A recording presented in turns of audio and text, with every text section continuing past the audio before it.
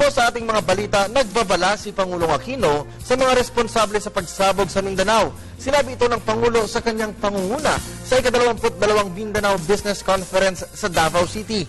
Dito, tiniyak ni Pangulong Aquino na walang sino man ang makakahadlang sa isinusulong na peace and development dahil gagamitin ng pamahalaan ang buong pwersa nito. May karagdagang ulat si Rocky Ignacio, live by Phone Patch. Rocky, magandang hapon. Yes, maraming salamat. Naigpit naman ang seguridad na ipinatutup City kaugnay ng paglalunsad o pagsisimula ng 22nd Mindanao Business Conference. Pinangunahan ni Pangulo Aquino ang okasyon na dinaluhan ng business leaders sa Mindanao.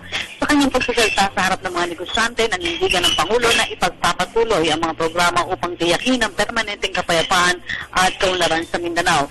Ito ang Pangulo katulad sa may 40 taon ng problema, sisikaping resolbahin ang usapin ng peace and order pati ng issue ng enerhiya.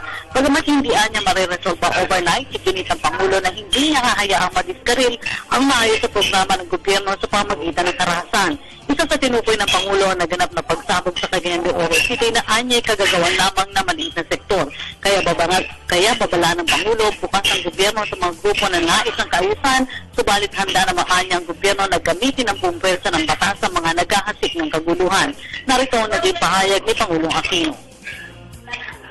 This is why our administration is also focused on improving transport infrastructure all across Mindanao.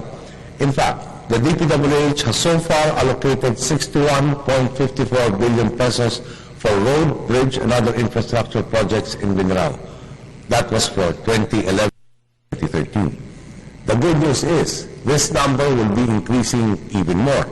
For 2014 alone, we are proposing to the Congress that the DPWH be allowed to allocate another 34.29 billion pesos for projects in the region.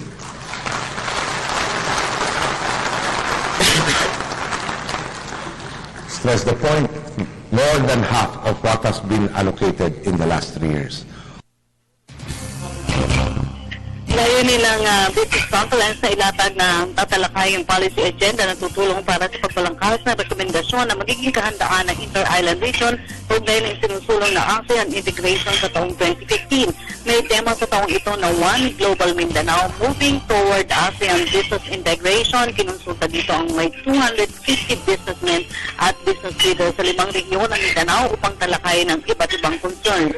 Ang okasyon ay kinabilangan rin ng 12 cabinet secretaries na pingunahan ni Executive Secretary Paquito Ochoa, Energy Secretary Jericho Pequilla, DTI Secretary Gregorio Domingo, CILG Secretary Marojas at DPWH Secretary Rogelio Cinco.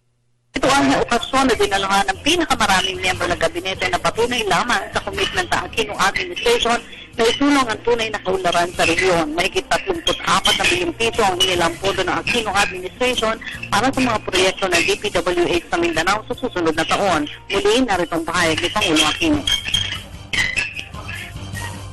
This is a desperate act by a small sector dead set against the attainment of peace in Mindanao. For a long time, we have been working to neutralize these elements, and this is a fight in which we have had quite a few successes. And so our continuing message is this: to those willing to partner with us for peace, we welcome you as brothers. But to those who want to challenge the authority of the state, you will feel the full brunt, depth, and might of the state's response. You will not get in the way of the peace and the stability that will help fulfill the potential of Mindanao.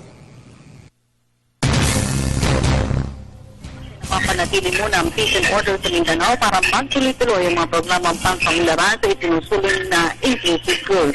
Arjan po, ulat mula dito sa Davao City para sa Telebisyon ng Bayan. Ako po si Rocky Ignacio.